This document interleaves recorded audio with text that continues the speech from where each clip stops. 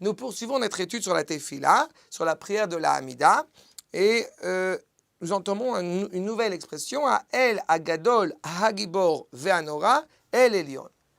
Le terme de El, tout d'abord. Quand nous souhaitons aller vers quelqu'un, Aniba Elecha.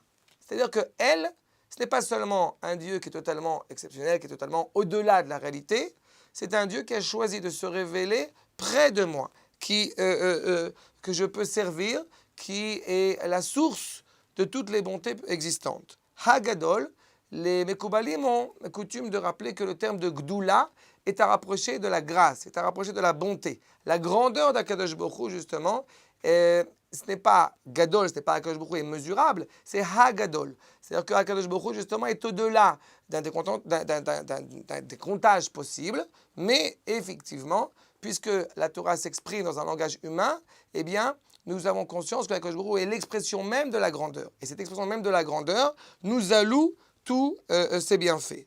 Hagibor, c'est à la fois celui, comme nous l'avions évoqué avec Abraham, celui qui donne, et à la fois Hagibor, ce Dieu révélé justement envers Yitzhak, le Dieu de justice, ce même Dieu qui effectivement va sortir le peuple d'Égypte avec une main forte et étendue, Ve'anora, et effectivement celui que nous servons, celui à qui nous devons rendre des comptes.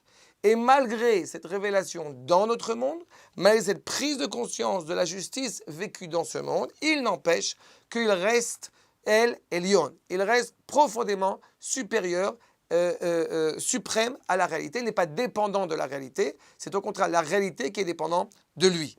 Et c'est justement ce sens de El Agadol, Hagibor, Vanora, El Elion. Shalom.